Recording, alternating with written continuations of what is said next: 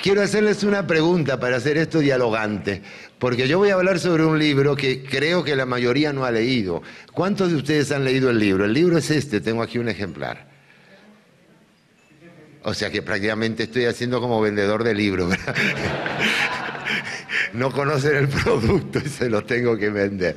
No, miren, quiero hablar de este libro, explicarles un poco qué es lo que hice yo.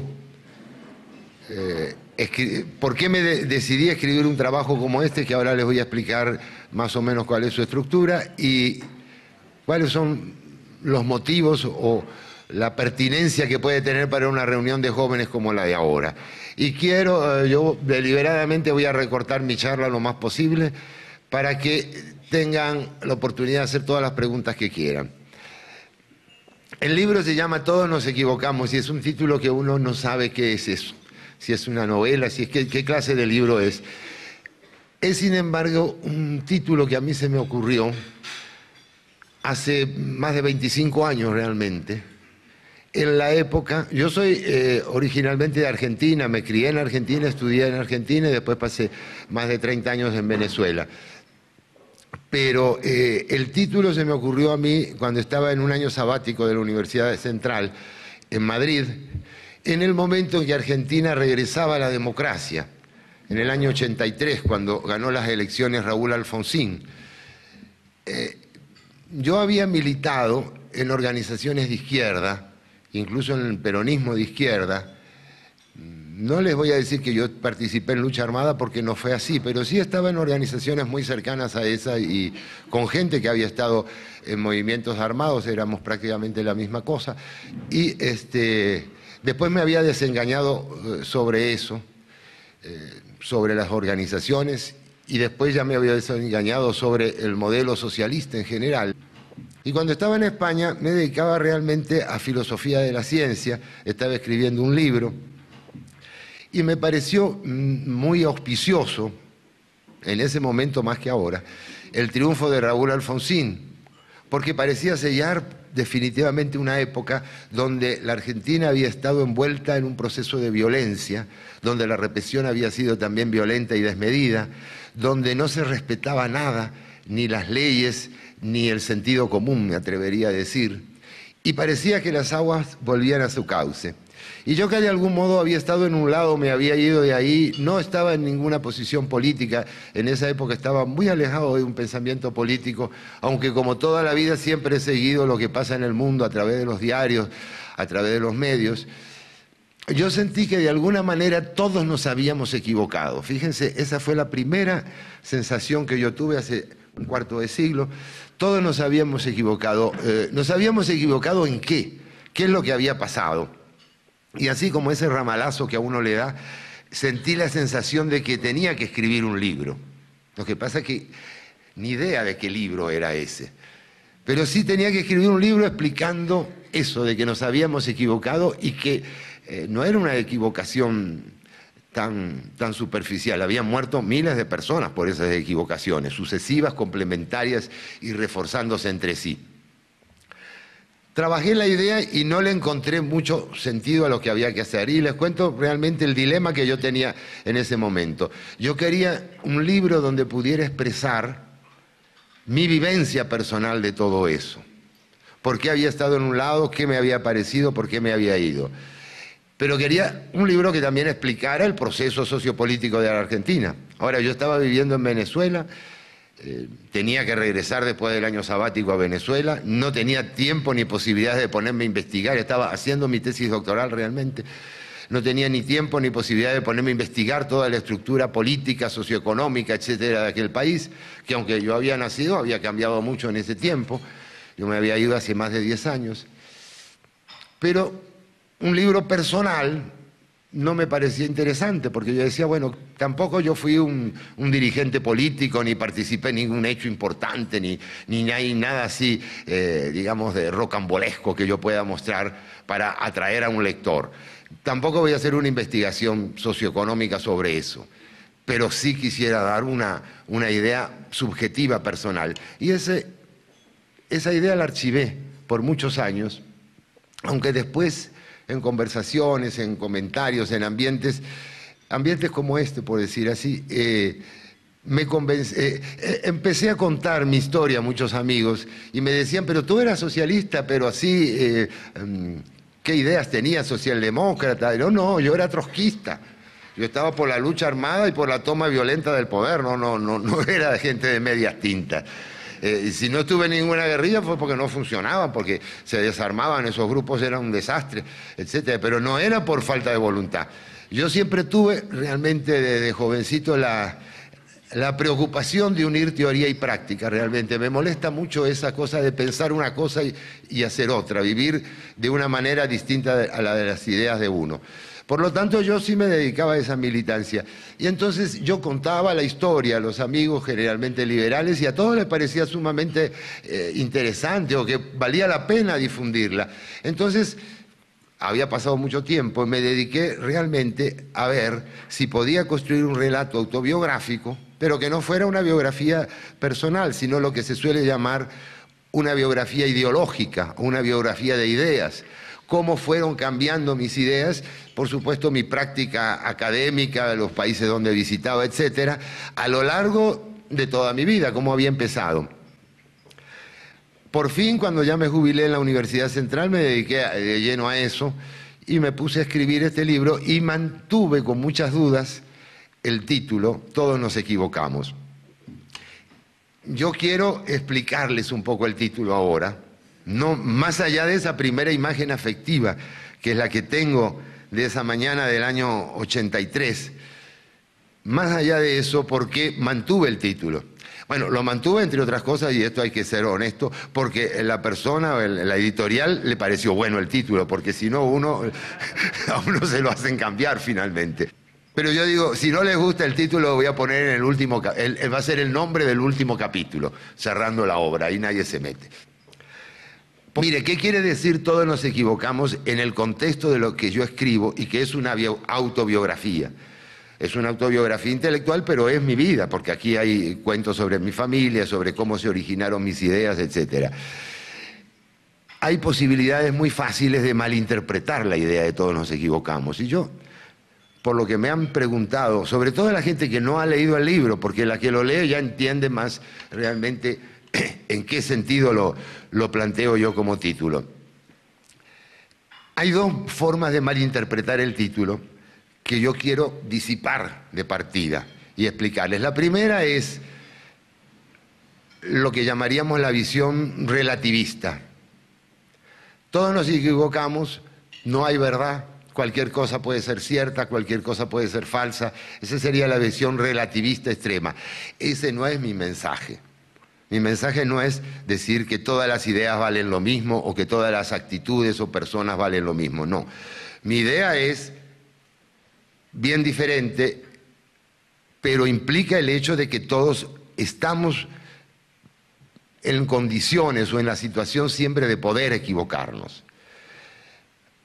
Mi idea tampoco es, cuando digo todos nos equivocamos, que todo debe ser tolerado, para nada. No estoy predicando un viva la pepa, un decir, bueno, no importa que pase lo que pase, todos nos equivocamos. No es esa la idea. La idea, para mí, o como yo la siento, que está aclarada en el último capítulo, si alguno tiene la paciencia de llegar hasta allí, lo podrá ver mejor explicado que en estas pocas palabras. La idea es, porque fíjense, todos nos equivocamos, puede ser una frase en castellano, en español, puede ser una frase en pasado o en presente. Igualito en este caso se dice, todos nos equivocamos aquella vez, aquel tiempo, todos nos equivocamos hoy, frecuentemente como posibilidad. La idea es que todos somos personas falibles, esa es la idea fundamental. Que no hay nadie que esté más allá del error, que es una idea que viene, por cierto, en muchas religiones también viene claramente expresada. La idea de que todos podemos caer en el error, que podemos tener confianza en nuestras ideas, no ser relativistas, podemos luchar y defender las cosas, pero que siempre debemos tener una especie de espacio final de duda, que nosotros sabemos que puede haber error en nuestras acciones, quizá no en un principio, sí en el otro, quizá no en la práctica, sino en la teoría o viceversa, pero que todos somos falibles. Y en realidad, si se ponen a ver ustedes, no somos falibles así solamente de un modo grandilocuente y filosófico, como yo lo estoy planteando, sino que todos somos falibles en los actos cotidianos e inmediatos de nuestra vida. Todos los días nos equivocamos en 40 cosas. Agarramos la llave equivocada, saludamos a una persona con un nombre que no es. Esas son pequeñas equivocaciones que no son importantes, pero que delatan nuestra finitud, que delatan nuestra incapacidad por entender completamente al mundo, por actuar con perfección. Nosotros no somos perfectos. Quisiéramos ser perfectos, tratamos de ser perfectos, pero nos equivocamos. ¿Cuál es la consecuencia ideológico-política que se puede sacar de eso? No la consecuencia de que todo da igual, no, por supuesto, sino la consecuencia de que lo fundamental en la vida humana, en la vida civilizada, es el valor de la tolerancia, que ese es un valor fundamental, sin el cual nosotros no podemos construir nada, no podemos construir un mundo sensato, capaz de ser disfrutado. ¿Por qué? ¿Por qué la tolerancia? Bueno, porque al saber que yo tengo razón, pero que quizá remotamente y de algún modo impreciso pudiera estar equivocado en algo, yo tengo que reconocer que no tengo derecho a aplastar al otro, que tengo que respetarlo, que tengo que saber que son personas que pueden estar tan equivocadas como yo estaba hace un momento, o hace 10 años, o hace 20 años. Es decir, yo creo que el valor de la tolerancia surge de la limitación que nosotros como seres humanos tenemos, que es una limitación intrínseca a nuestra condición. De ahí el título, de ahí la idea de que yo en este libro, como en todos los otros que han mencionado, defiendo ciertas ideas, y por supuesto no voy a decir que esas ideas son de igual valor que las contrarias, pero sí acepto que se puede corregir, acepto que está abierto a la crítica. Eso tiene mucho que ver con el pensamiento científico también. El pensamiento científico en el buen sentido es eso, pensamiento de proponer cosas y proponerlas al debate abierto, al debate libre.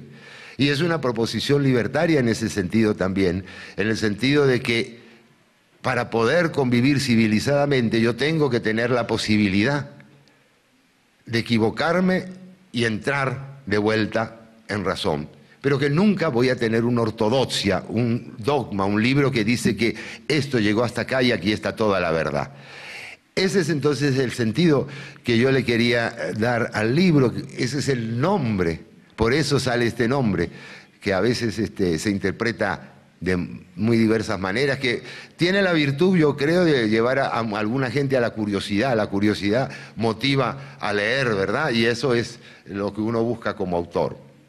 Ahora, esta es un poco la introducción del tema, el verdadero meollo del libro, más allá de lo anecdótico, que tiene sus anécdotas, porque bueno, yo hice una vida en varios países y me tocó vivir varias experiencias, si se quiere, importantes, notables, para todo lo que es la América Latina de los años 60 hasta hoy. El meollo para mí está en entender por qué los jóvenes, no ustedes por lo que veo, pero sí la mayoría de los jóvenes, de los estudiantes, de la gente que tiene inquietudes, se vuelcan hacia posiciones de izquierda. Yo me volqué en eso, venía de un hogar que no era para nada de izquierda, no tenía ninguna de las características, incluso arquetípicas, que dirían los marxistas para ese tipo de pensamiento, pero yo tenía 16 años y leía apasionadamente toda la literatura de izquierda que caía en mis manos, hacíamos grupos de lectura para leer El Capital con estudiantes del bachillerato, de una escuela técnica, imagínense, pero aún así todos nos reuníamos para ver si entendíamos algo de economía, de política, de filosofía, de historia. Eso era lo que queríamos. No entendíamos mucho, pero nos íbamos metiendo en esa especie de estructura, de red, de malla de ideas. ¿Por qué la izquierda? Bueno, había circunstancias particulares en la Argentina de principios de los años 60 que sí pudiéramos decir llevaban un poco a distanciarse de un pensamiento que fuera más de derecha o de centro, por lo menos como yo las vivía. Es decir, Argentina había vivido por un periodo de una dictadura, de estas dictaduras parecidas a las actuales, estas dictaduras que yo llamaría posmodernas, como las de Chávez o Evo Morales, que son dictaduras con elecciones, que son con apariencia de democracias y con apoyo popular, porque no se puede negar que lo tienen. Era la dictadura de Perón, y yo vivía en una familia completamente antiperonista, o sea que no estaba signado hacia la izquierda. Después de la caída de Perón, que yo festejé con mi familia con mucha alegría, yo era un muchachito en esa época, tenía 11 años, después de la caída de Perón vino la apertura hacia la democracia. Pero lo que sentíamos los jóvenes, 5 o 6 años después de eso, es que esa democracia había sido completamente falsa, que ese era un engaño, que esa era una democracia que no permitía participar a algunos. Entonces, si no participan todos, ¿de qué tipo de democracia estamos hablando?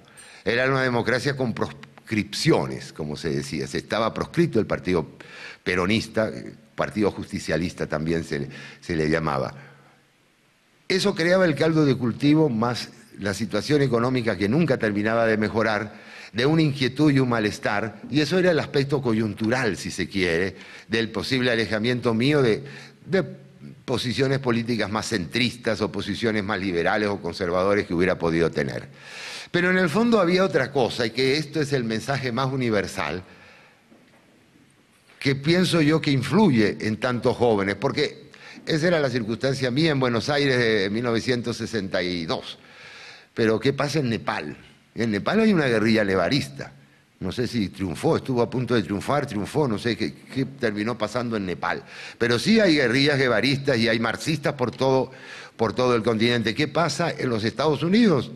Que si ustedes van a ver, no sé qué dirá Jan Vázquez, pero yo creo que si uno quiere aprender marxismo tiene que ir, en este momento, en esta época, tiene que ir a una universidad norteamericana, porque es donde mejor se enseña el marxismo y donde es más fácil encontrarlo, donde 2 de cada 3 van a tener una lista de profesores marxistas.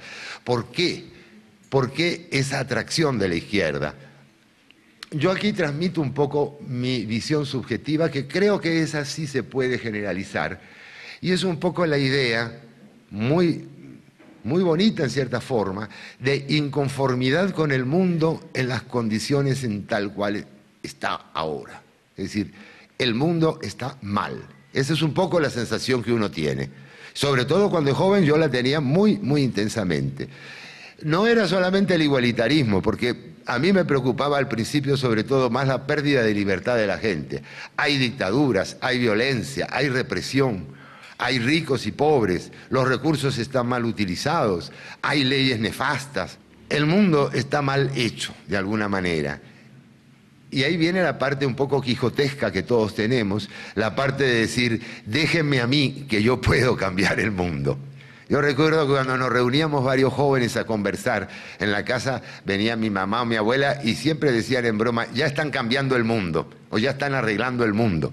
Y esa era un poco la actitud que teníamos nosotros, de tratar de cambiar el mundo. Ahora, ahí sí encontrábamos un mensaje que cuajaba perfectamente con esa idea de cambiar el mundo, la idea del marxismo de que el mundo avanza en etapas sucesivas prefijadas, que hay como una serie de etapas o de modos de producción, decían los marxistas, que nos van llevando hacia el desarrollo de la especie humana.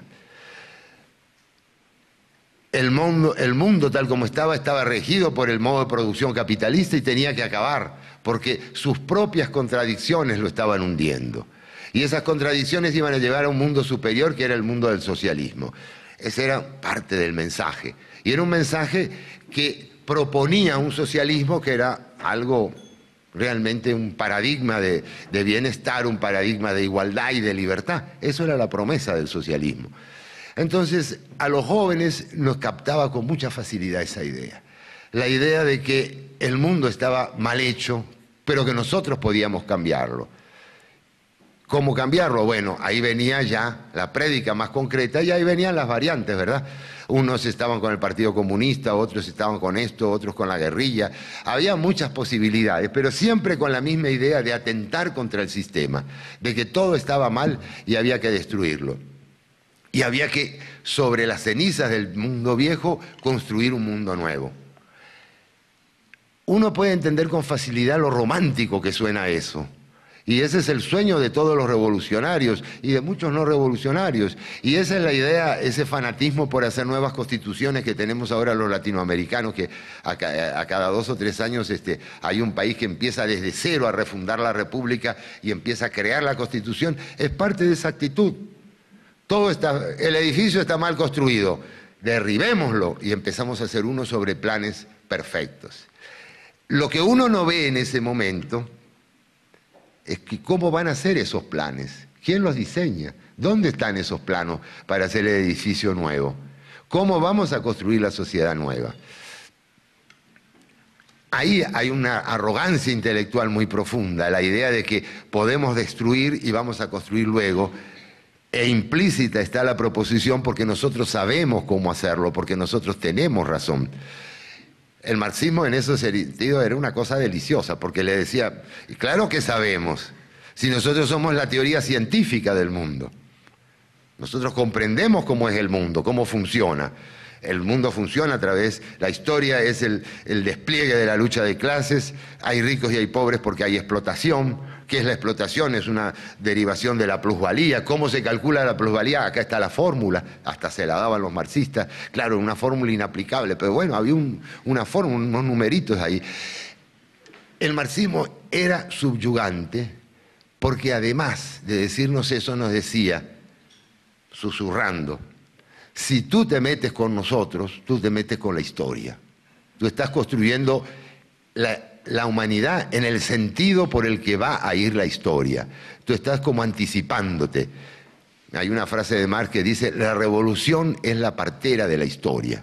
Y nosotros queríamos hacer la revolución, esa era la idea que teníamos. Todos esos jóvenes con matices, con diferencias, algunos muy activos, otros más intelectuales, otros menos, pero todos queríamos hacer esa revolución que cambiara radicalmente la faz de la tierra.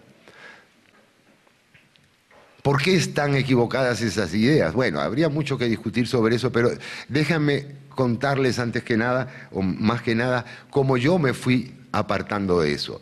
En primer lugar, porque la militancia, la participación activa, como yo les decía, nunca yo rehuí el compromiso, creo que no lo rehuyo.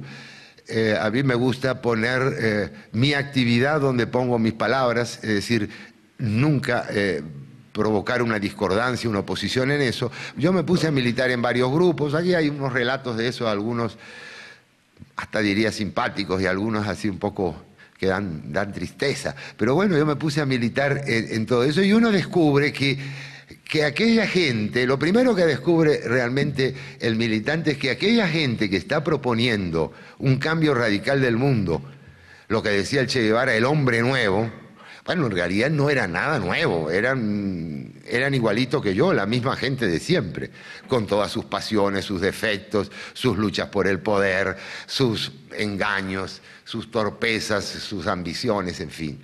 Eso es el material con que se construye la gente. Ese es el material con que se construyen los partidos, las organizaciones, las revoluciones. Eso yo creo que fue el primer shock. El segundo shock ya me vino un poco más o menos... Yo todo esto lo hice muy pronto, muy jovencito, desde los 15 a los 22, 23 años. Me vino por una serie de circunstancias que atravesé, donde yo vi la poca moral, la poca ética que tenían estas organizaciones o algunas de ellas. Y porque también a medida que estudiaba iba viendo contradicciones. Yo no era ajeno a todas las denuncias que había sobre la Unión Soviética. Había sido bastante reciente la época de la desestalinización, donde Khrushchev empezó a hablar de los crímenes de Stalin. O sea, se sabían muchas cosas. Como yo estaba más hacia el lado trotskista, leía mucha literatura de denuncia. Incluso ya... no tanto al principio, pero ya hacia el final de esa década, yo ya sabía cosas muy desagradables que ocurrían en Cuba. Cuba estaba muy lejos de ser ese paraíso del hombre nuevo que prometían. Llegó un momento en que realmente por circunstancias que tienen que ver con esa búsqueda interior, pero que en parte eran algo fortuitas, la renovación de la violencia en Argentina a principios de los 70 y la elección de Salvador Allende en Chile, más o menos para la misma época, yo decidí ir a Chile porque en Chile se hablaba de un socialismo con rostro humano, un socialismo sin dictadura, donde se iban a aplicar todas estas teorías, pero sin la violencia del estalinismo, sin guerra, sin sangre. Iba a ser un proceso democrático que iba a llegar al paraíso socialista. Yo me fui allá realmente para trabajar por la revolución, para construir ese socialismo que iba a ser una revolución no violenta, pero que de alguna manera tenía los mismos fines. Y me pareció interesante durante unos pocos meses hasta que empecé a ver cómo funcionaba el sistema, y ese fue el golpe más duro que yo recibí. Cuando comprendí que el sistema socialista sí era un sistema de explotación realmente, cuando comprendí la profunda diferencia de poder que había entre el obrero, que se suponía que era el rey, la clase escogida, el motor del cambio, la verdadera clase que iba a crear el mundo nuevo, el pobre obrero, el pobre proletario, frente al dirigente que decía representarlo y que ni lo dejaba hablar, ni lo dejaba siquiera prosperar. Empecé a ver todo eso, empecé a ver el clima de violencia que se estaba disparando, empecé a ver incluso la mentira, porque la mentira se nota mucho en este tipo de cambios. Hay todo un aparataje de propaganda que se va construyendo.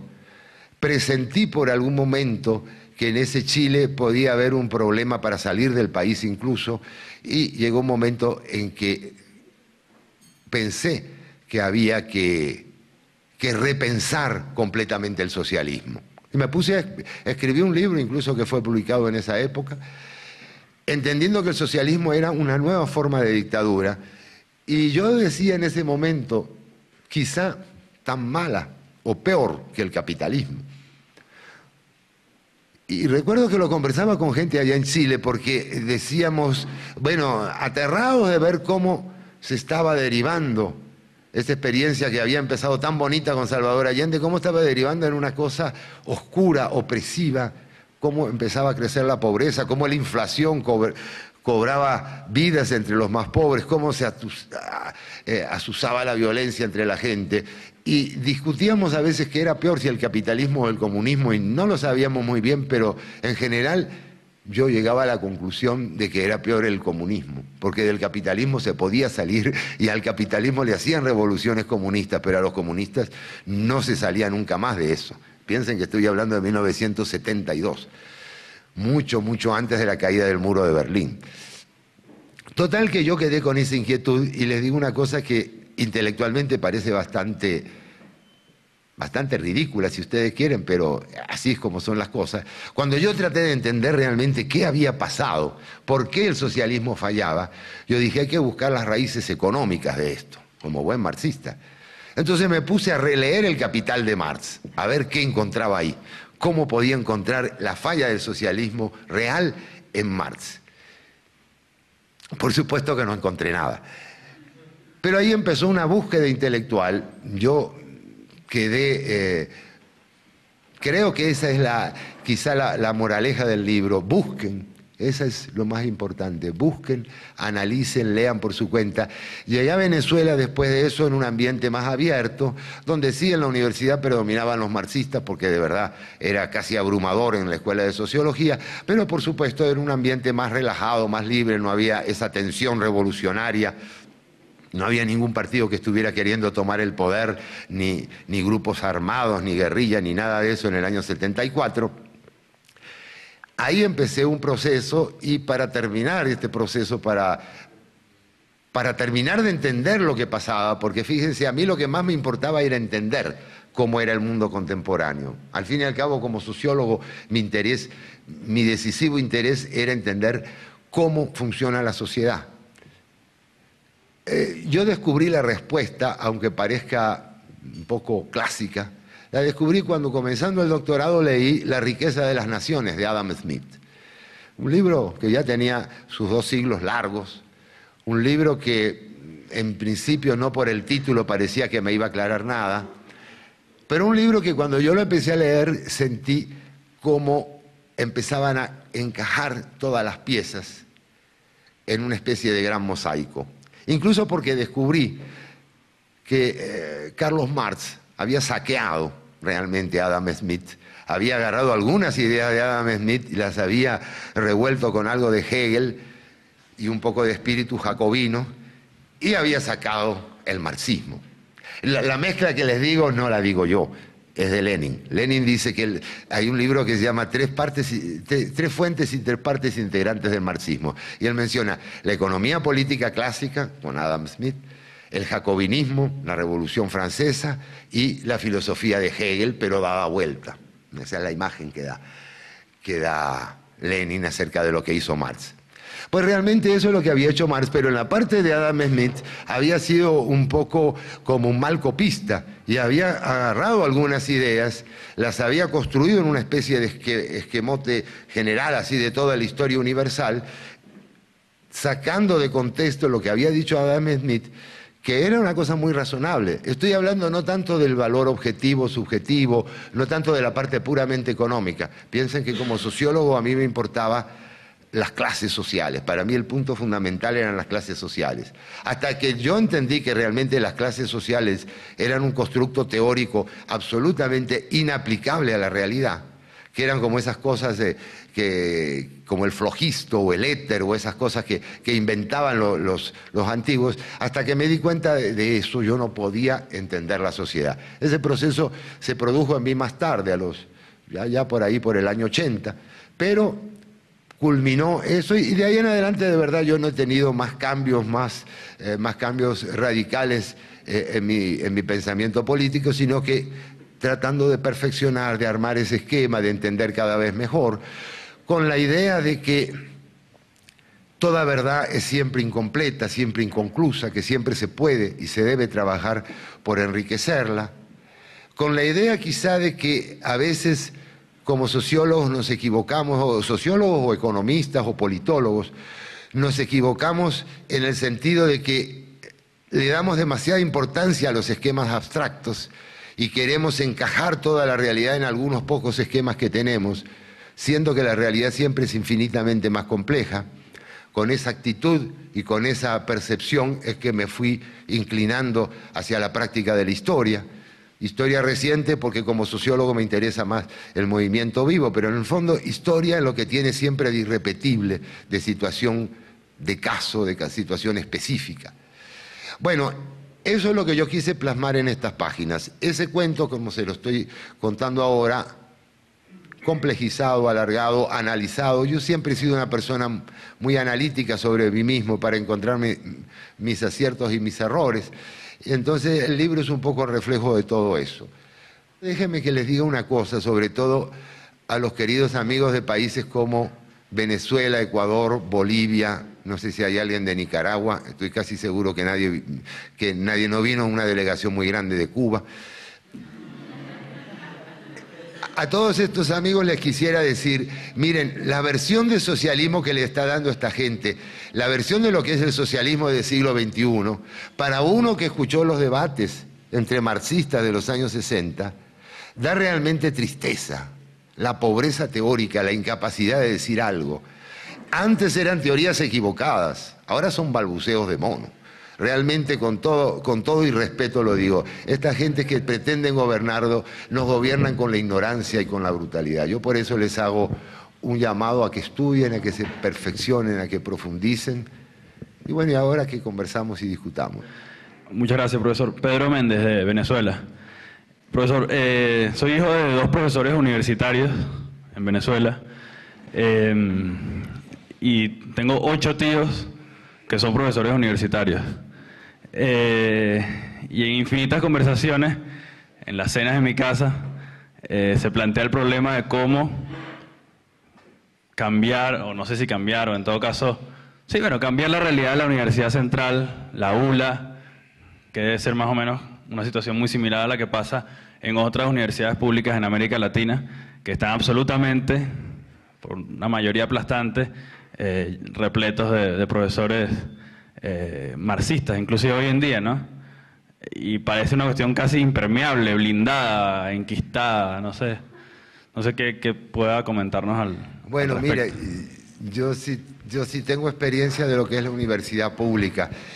La universidad pública tiene un defecto de nacimiento, que no quiere decir que todo lo que haga es malo, ha hecho cosas muy buenas y muy positivas, pero tiene el defecto de nacimiento que es su dependencia financiera con el gobierno. tiene la estructura en muchos sentidos de un empleo público, tiene un escalafón, tiene formas rígidas de trabajo. Entonces la universidad pública está muy limitada para cambiar. Yo te lo digo como persona que ha hecho la experiencia breve en Buenos Aires, mediana en Chile y larga, completa en Venezuela. Yo sé que hay valores muy grandes ahí, hay cosas muy atendibles y gente que investiga, que da clase con verdadera pasión y cariño. Pero toda la estructura de la universidad es desmotivadora. Toda la estructura de la universidad está hecha para que triunfe el mediocre, o por lo menos para que sobreviva el mediocre. El peso de los empleados es tremendo. Es mucho más difícil despedir un empleado universitario que quitar un sacerdote. Realmente, póngalo a ver. Y un profesor no tanto, pero en todo caso más o menos anda ahí. Yo creo que ese es uno de los grandes problemas de la universidad pública. Yo veo la marroquín, he visto algunas otras universidades, modelos de universidades pequeñas, privadas, que se le puede mejorar, se le puede cambiar el esquema según lo que uno quiera, pero que son universidades mucho más productivas. Entonces, de verdad que tenemos esa lucha desgastante por el presupuesto, que yo recuerdo prácticamente del año 78, 79, y las huelgas y los paros. Bueno, ¿por qué? Porque el presupuesto nos lo está dando el gobierno nacional. Ese anatema contra pagar, y uno veía los carros que parqueaban los estudiantes ahí. No eran todos pobres. Normalmente el problema era parquear, estacionarse en la Universidad Central de Venezuela, lleno de carros. Entonces, ¿por qué esa gente no podía pagar algo? Y el pagar no es importante para que los sueldos sean mejores, porque los sueldos no fueron malos durante toda esa época. El pagar es importante para independizarse del Estado, para independizarse de esa fuente política que está en el fondo, no diciéndote qué clase vas a dar, pero sí qué tipo de universidad quieren ellos. Claro, esas universidades son supuestamente autónomas, pero tú no eres autónomo mientras vivas de la plata que te pasa tu papá y tu mamá. Y eso es lo que le pasa a las universidades. Entonces yo creo que hay mucho de ese problema, mucho de la estructura sindical burocrática que la permea, que hace difícil el cambio. Es un poco negativa la respuesta que te doy. Mira, yo luché en la lucha universitaria hasta el año 89, del 75 al 89, hice todo lo que podía y después de ahí por experiencias que acá algo relato, brevemente para no herir a la gente, pero por experiencias de la política universitaria, incluso lo pudiera decir, que hicieron llegar al rectorado a un hombre tan soberbio, tan sectario, y tan cerrado y tan atrasado políticamente como Luis Fuenmayor Toro. Luis Fuenmayor Toro empezó ahí, como secretario general de la PUCB, y la PUCB lo aclamaba. Y por unas maniobras políticas que hizo, llegó al rectorado. Y de verdad, a mí me pareció un insulto a mi calidad académica que ese señor fuera mi rector. Con otro amigo prometimos nunca estar bajo el mismo techo con él, o sea, en la misma sala, lo cumplimos. Ahora ese señor llegó a ser ministro después, así están las cosas. Como hay un ejemplo que también quiero dar, porque es una anécdota, pero que vale la pena que lo sepan, para que cómo se manejan esas cosas en Venezuela, cómo es ese bajo nivel que hay. Yo, como profesor, me ha resultado muchas veces necesario ser jurado de otros profesores para sus concursos, su trabajo de ascenso. Y recuerdo el caso de un no lo voy a hacer muy largo el cuento, pero es muy interesante, de una muchacha que venía ejerciendo la cátedra como contratada, se abrió el concurso de oposición y perdió la cátedra. Yo fui prácticamente la persona que más claramente pensaba que ella no podía hacer, pero todo el otro jurado, los otros dos miembros estaban de acuerdo que esa persona no podía ejercer esa cátedra, muy cerrada de mente. Mucho tiempo después de eso, mi esposa me dice un día, mira, Carlos, están dando los debates de la Asamblea Constituyente del chavismo en el año 99. Ven a verlo. Y digo, ay no, mi amor. Bueno, déjame ver un momento. ¿Y qué veo yo en pantalla? La profesora que no podía haber dado esa cátedra de delegada de la Asamblea Constituyente. Ese es el nivel. Profesor, buenas noches. Werner Meller de Ecuador. En Ecuador tenemos el mismo problema. La educación está tremendamente politizada, los profesores de las escuelas públicas pertenecen a un movimiento político de izquierda, afín totalmente al régimen de Correa. Ahora, la Constitución permite que los estudiantes, que los jóvenes de 16 años en adelante voten. De 16 a 18 años es optativo. Entonces, se incrementa el número de votantes y peor aún si se encuentran con estos profesores que, les dicen casi cómo votar, pues, ¿no? ¿Cómo combatir eso? Menuda cosa me pregunta. Si yo supiera, ya lo estaría combatiendo. Ya estaría ya en las calles de Quito. No hay una receta para eso, no sabemos cómo hacer. Hay que luchar, hay que decir las ideas, hay que exponerlas. Llega un momento, yo no estoy en política, no tengo la misma inquietud que tú, pero no encuentro el camino directo. No hay un camino directo y corto. Hay que participar, hay que luchar, hay que defender tus ideas. Mira, lo fundamental es eso, defender tus ideas donde estés y cómo estés.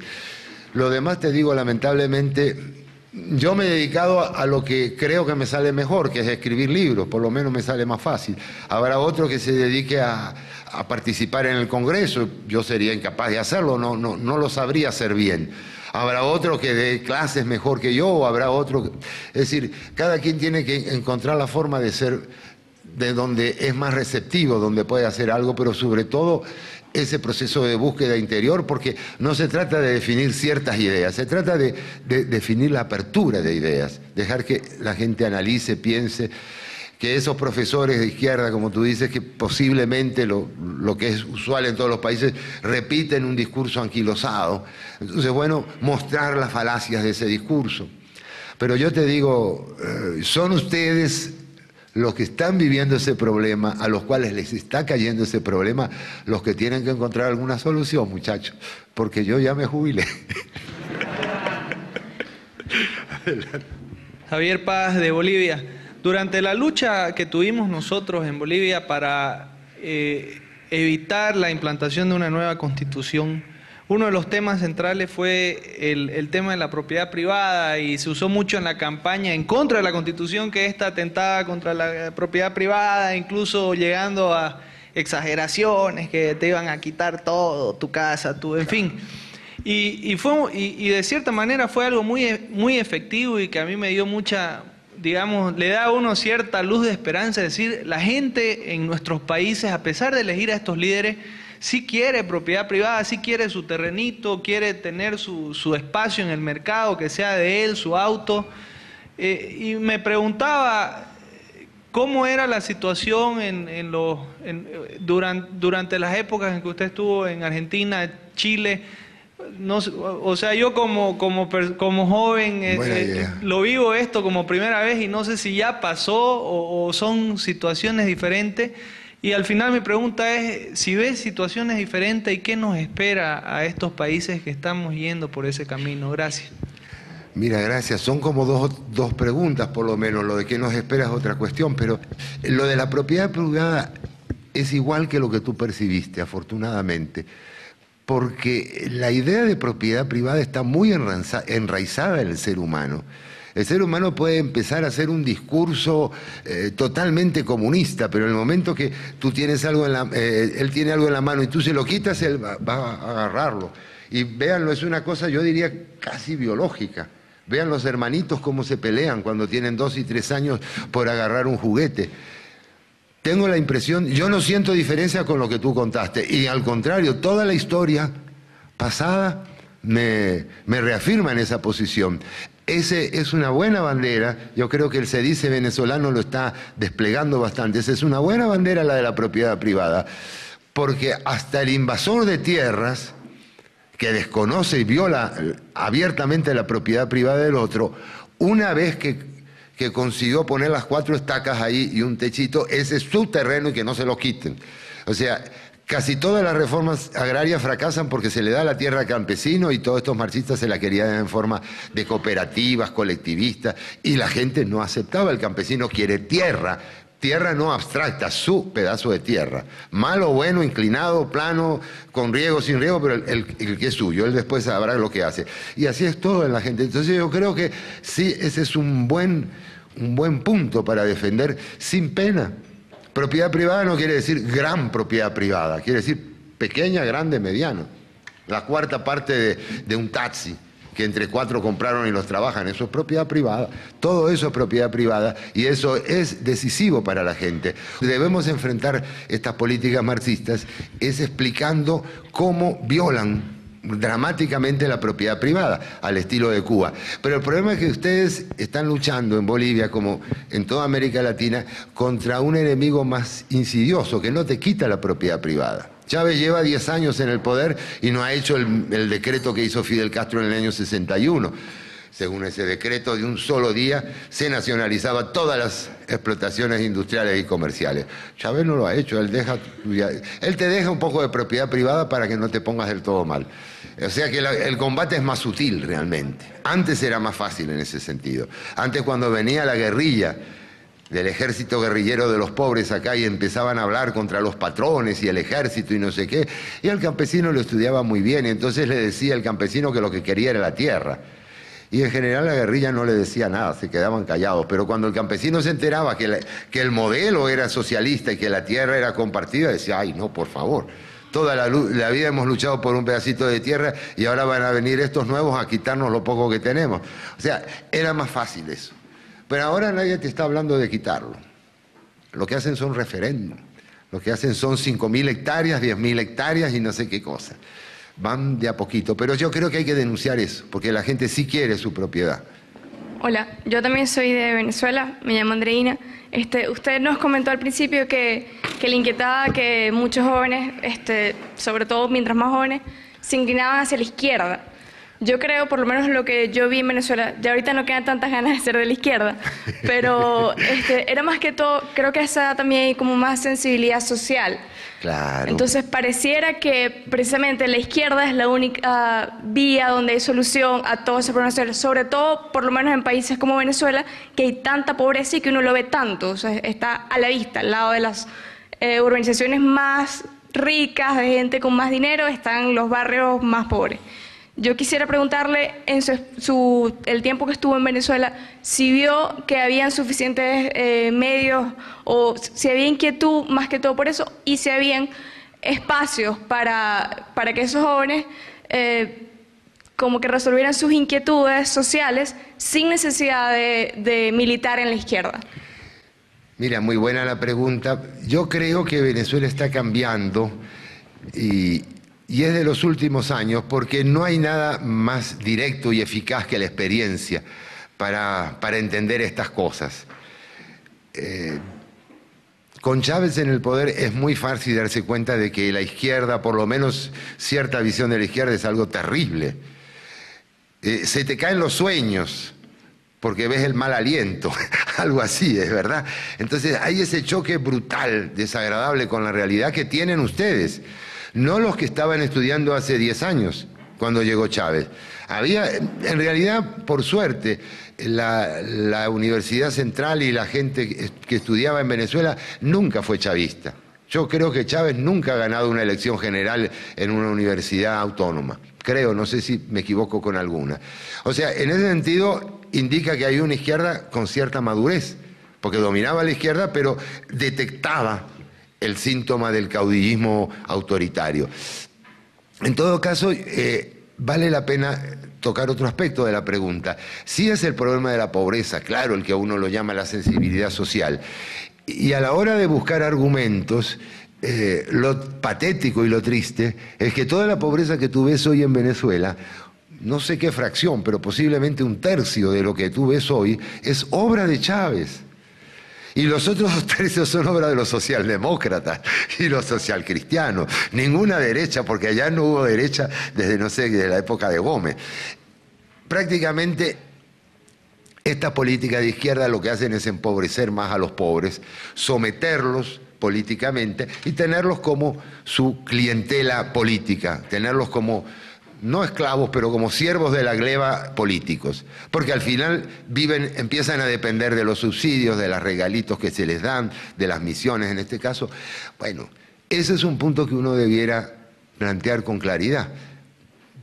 Digo yo como arma propagandística, decir, miren, cuántos pobres, no me vengan con tasas y números de pobreza, pero yo me he pasado los últimos 10 años prácticamente saliendo y entrando de Venezuela, porque te digo la verdad, el clima interno de Venezuela para mí es insoportable, esa cosa de Chávez y la tensión y todo, y he viajado todo lo que he podido y al final después nos radicamos aquí, pero siempre vamos y venimos.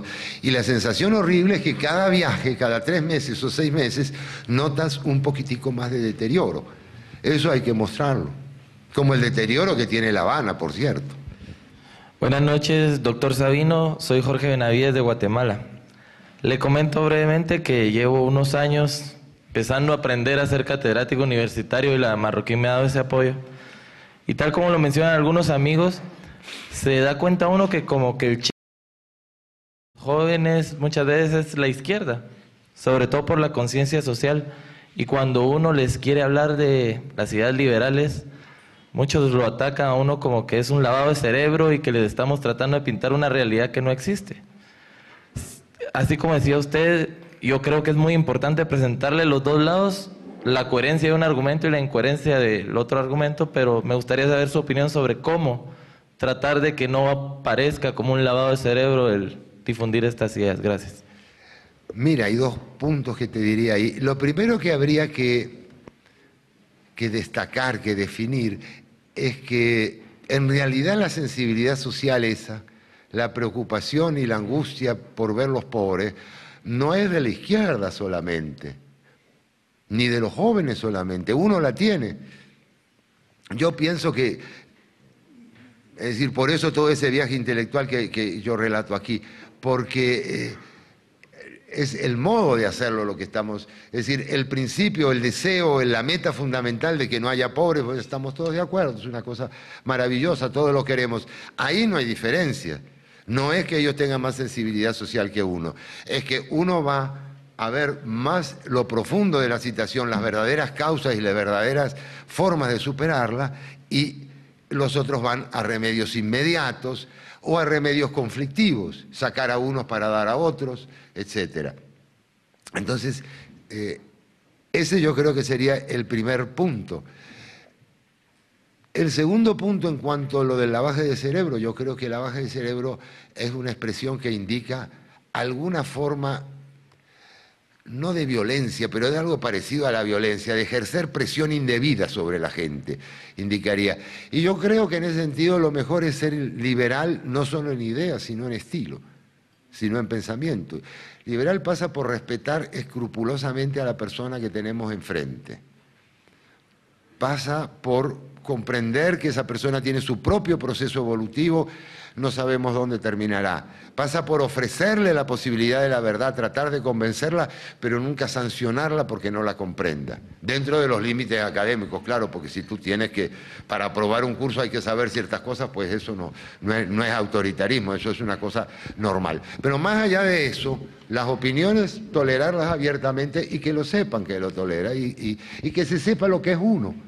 Yo en la Universidad Central de Venezuela, desde que me definí a mí mismo como liberal, que no fue al principio como les decía, pero yo lo decía abiertamente y nunca, bueno, claro que me criticaban y me decían de todo, pero los estudiantes siempre lo veían con respeto, siempre lo vieron como cosa curiosa, siempre trataban de indagar más. Yo te sugeriría que es bueno siempre sembrar la curiosidad en la gente, la curiosidad y el ejemplo práctico. Buenas noches, Andrea Rosso de Chile, mucho gusto. Bueno, mi pregunta va por el caso chileno en cuanto a, bueno, los últimos 18 años en Chile ha estado bajo los socialistas después de la dictadura. Entonces mi pregunta es acerca de cómo usted ve, ya acercándose las elecciones, si vamos a tener la posibilidad, viendo desde usted que vivió en Chile y que seguramente de haber conocido a varios socialistas que propugnaban las ideas de Allende, y también por el otro lado muchos de los que están ahora en los partidos liberales, de la Alianza, también apoyaban a Pinochet, entonces quizá también los conoce.